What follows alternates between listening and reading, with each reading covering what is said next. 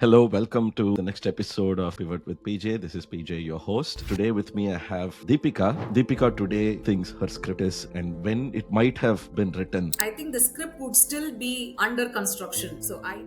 Your view on making these changes or going after your heart's desires. Who am I? What do I like to do? Not many women ask themselves. What would you say was going on in your mind when it came to readjusting those needs? This is the money I have. What can I do with that? Right? Changes you in ways that you are unprepared.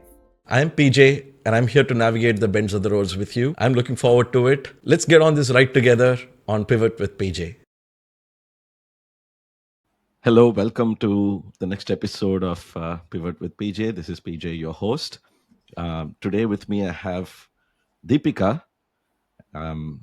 Very interesting non-linear journey she has had. When it comes to transitions, I think I have to say Deepika is a voice to reckon with, right?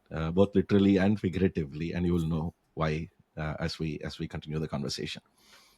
Um, Deepika started off as a techie, I believe, in TCS, right? And moved on to teaching young children at Harishri Vidyalayam, one of the premium schools in Chennai.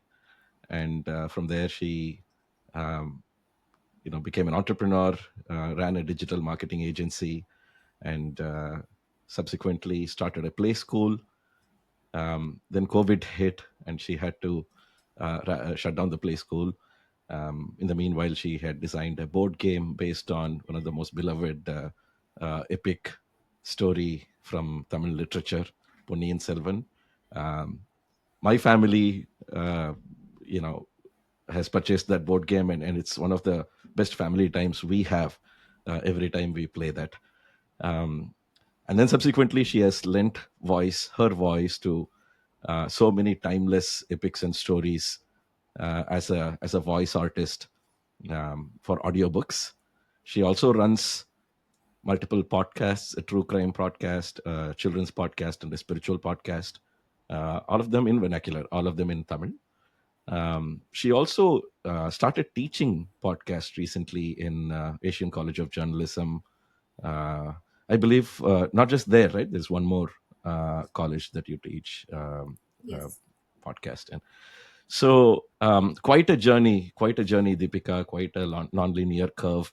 And I'm super excited to talk to you about your journey. And I specifically want to kind of delve into the spaces between these different journeys. Every time you took a turn, what did that turn look like? I really want to go deep in that space. What did that look like for Deepika? And while we do that, I'm sure you would have told this story so many times. So the new beginnings are always great. And also, I would like to know how you process the ends. When you had to shut down, when you had to leave your first high paying IT job, and you had to leave your teaching job and Jula and all of that, and how did you process yourself out of it into the new road, so to speak? So I think that's where we'll delve into. But before we go there, if there is anything that I had missed on your introduction, please fill it in and say a few words about yourself. Thank you, PJ, for having me on your show. I think from the introduction itself, I think your listeners would know what sort of a journey this has been. Just one thing is, Jula is not a play school, it was an after school activity center. Just that. And in between, I tried building some communities as well, especially for women. That's one thing that I might not have highlighted in a lot of my LinkedIn profiles and other places. I call it Sthreedom, where women after marriage trying to reinvent who they are as just them and not associate them as a wife or a mother or the person that they are at their work, right? So that was a brief experiment I did. But yeah, I think you pretty much covered everything else. Wonderful. I think the great place to start is what I missed out in the introduction, Sthreedom. Okay. I think that's a great place to start. See, one of the things that I've read, Deepika, about writing our own scripts about identity, about being who you are. Like you mentioned, what you try to do with Sthreedom also.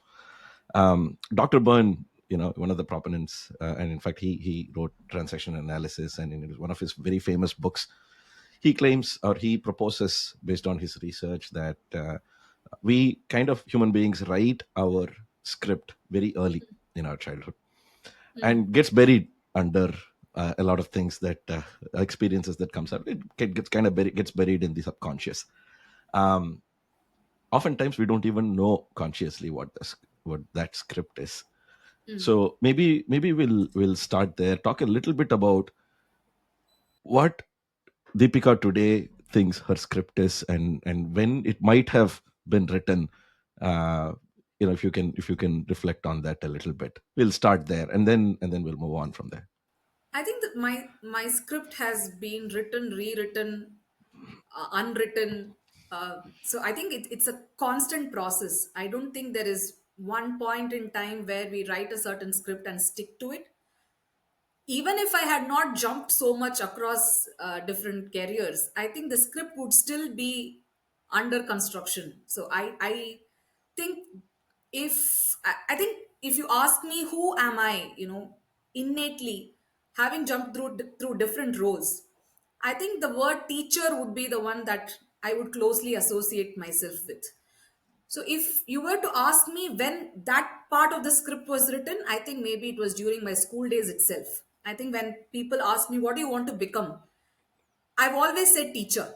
And even though I've not been a teacher continuously, I think I've always been a teacher at heart. And whatever I do, I think the teacher in me keeps coming out.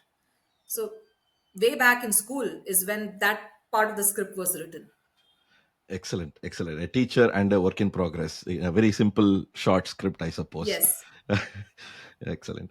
Uh, Great. So let's delve into these spaces, right? Maybe we can start with the first void space between your first transition.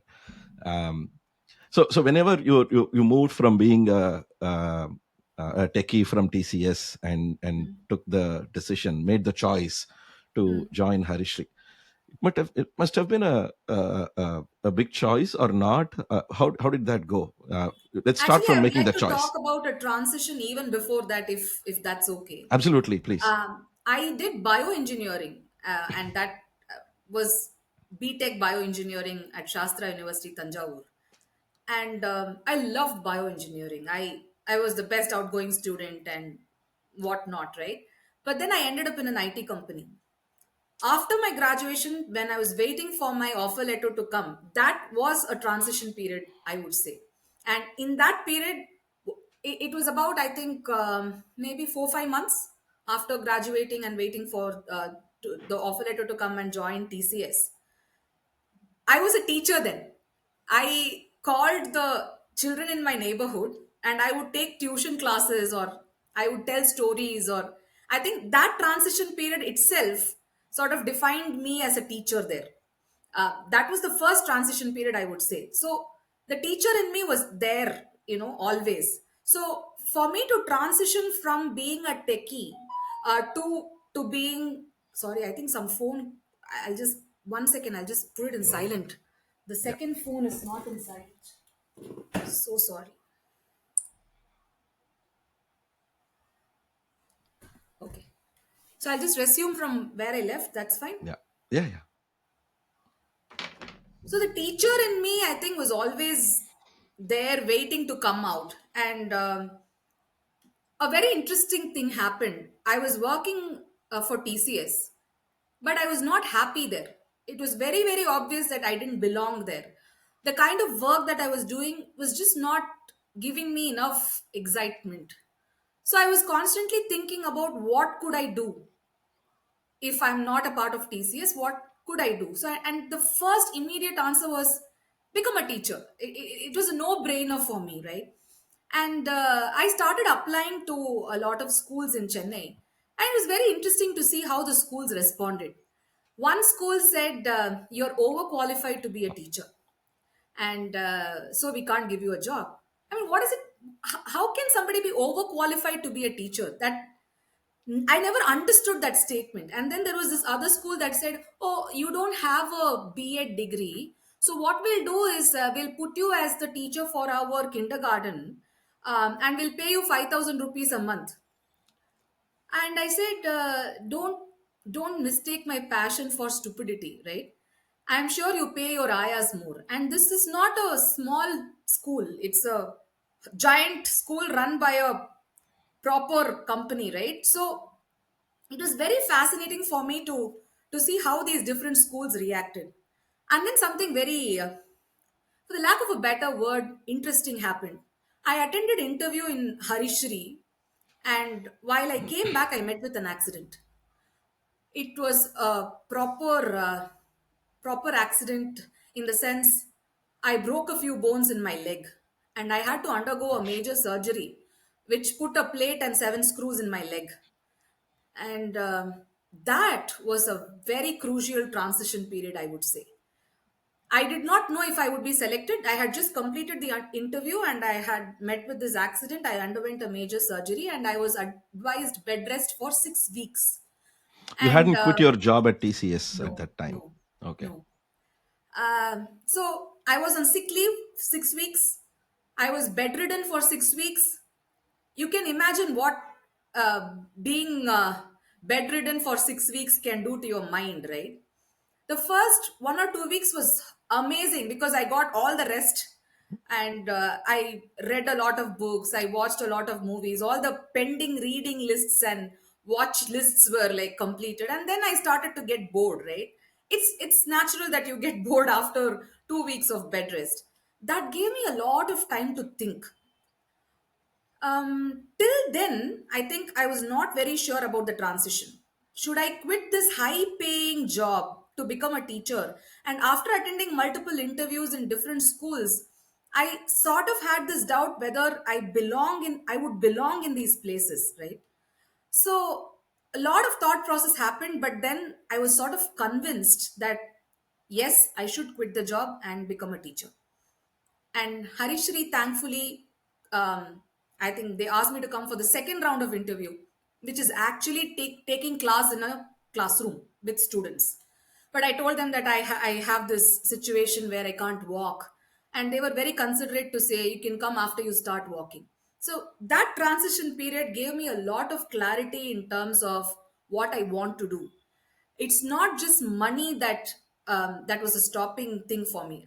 I think one interesting thing is I think I'm quite privileged to not worry about money because I am not the breadwinner of the family. Thankfully, my husband is takes care of the that chunk of the responsibility.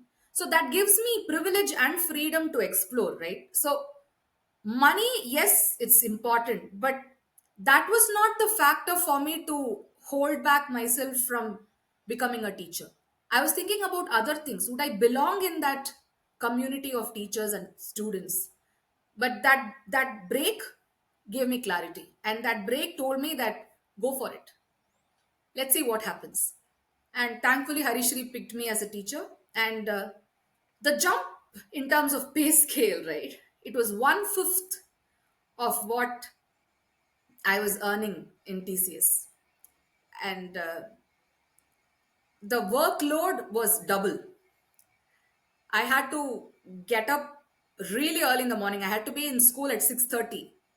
So my life completely changed. But every minute inside the classroom was just worth it. Wow. Amazing. Thank you so much, Deepika. It's been wonderful, fantastic conversation. And yeah, we'll stay in touch and I'll call you again for hopefully for the education conversation very soon. Thank you, PJ. I hope the listeners of your podcast would find this interesting. Thank you for having me as a guest on your show. Absolutely.